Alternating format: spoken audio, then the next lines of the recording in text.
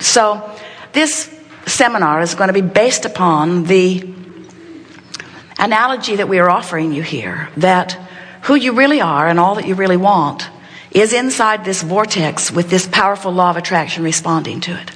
And we want you to understand that law of attraction is this equal opportunity law that responds to everything.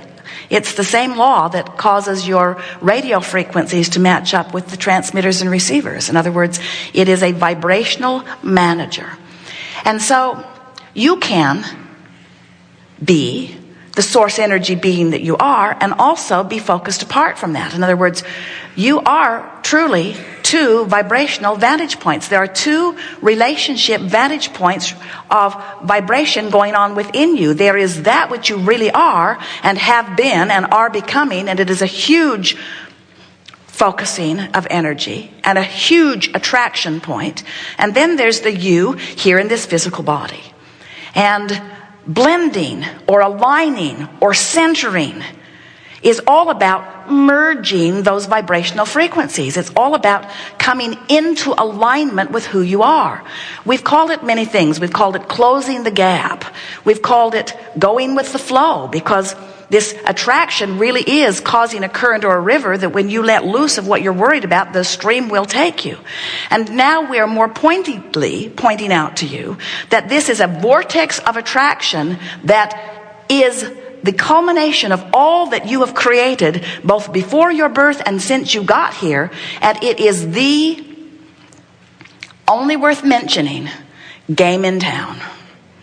And if you will accept, you see, as we have the benefit of being able to see your vibrational reality, we've called it vibrational escrow. We've called it your vibrational reality. Now we are calling it the vortex because it's more visual. We want you to feel the power and the spinning and the accumulation, the collecting, the gathering of all cooperative components. If you can accept that all of this is going on your behalf, and all you got to do, you don't have to figure out what to do with the global economy. Good thing too, because no one can. You don't have to figure out how to cure diseases. You don't have to figure out how to make that person be nice to that person, or how to make these people get along. You don't have to figure out all of those things that are impossible for you to figure out. You don't have to control the uncontrollable. That's worth a sigh of relief. You don't have to control the uncontrollable.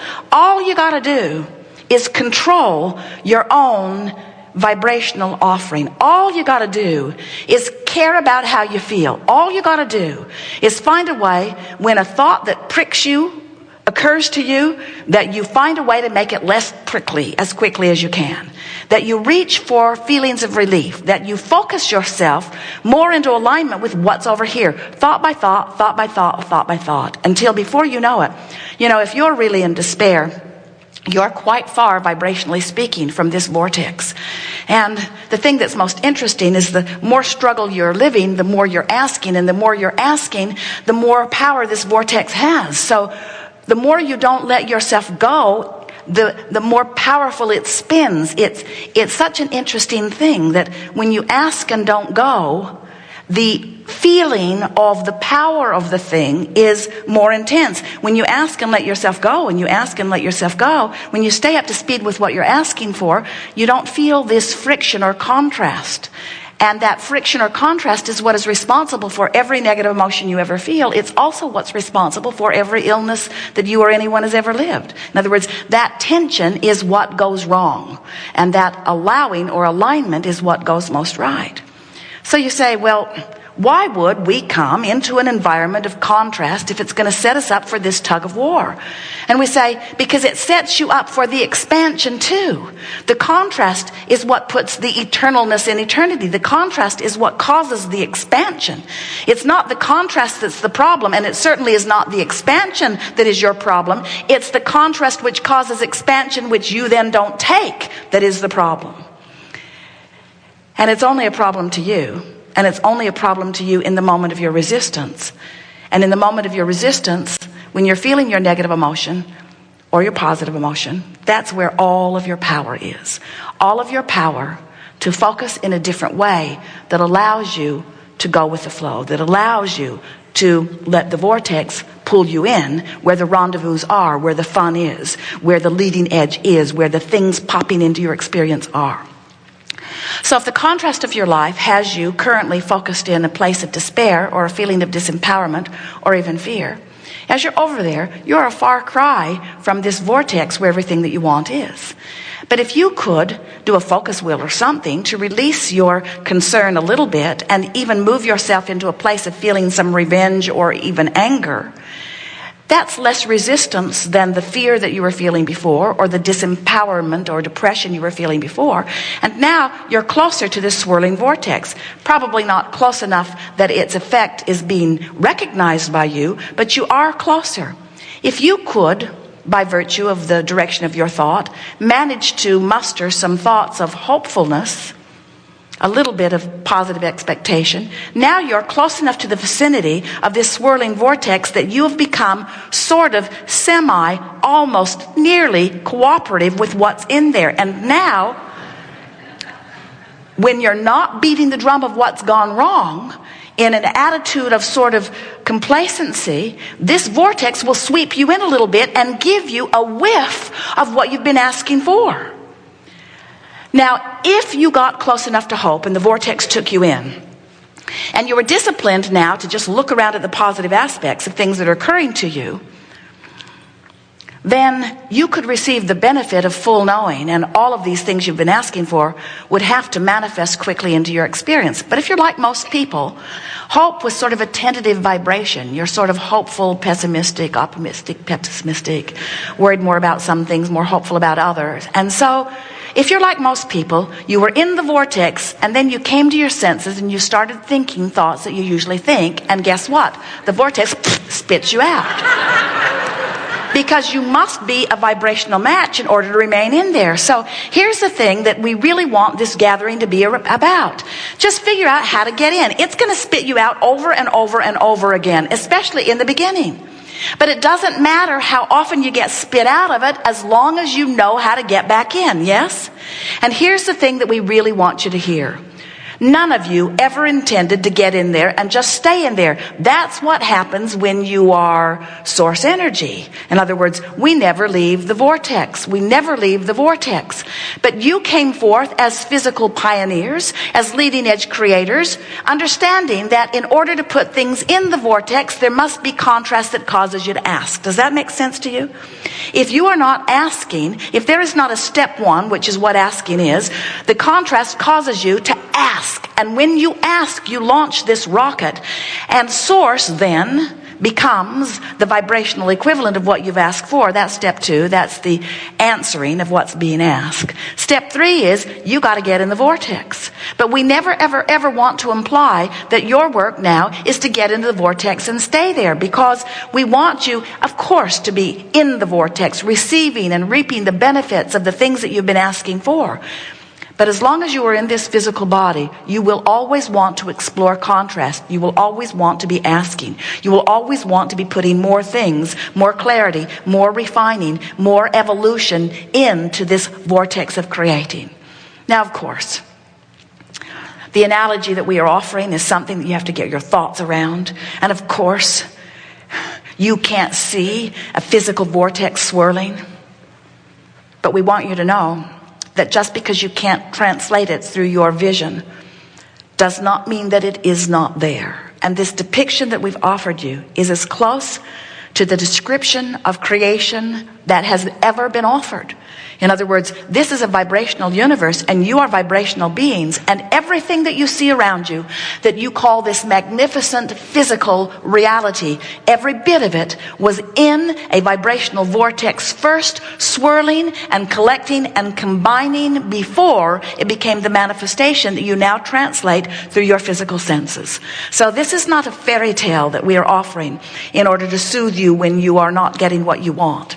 This is the story of creation explained from the vibrational point of view. And if you will translate this story in your real life experience through the emotions that you live, if you will care about how you feel, if you will want to feel good, if you will make a determination that when something hits you and it doesn't feel good, that it is your job to figure out how to soothe it, Esther has become a sort of focus wheel fiend. She is enjoying so much the process of the focus wheel. And the way it works is when something hits you that feels off to you, may give you that funny feeling in the pit of your stomach. You may recognize it as negative emotion. It may just feel off.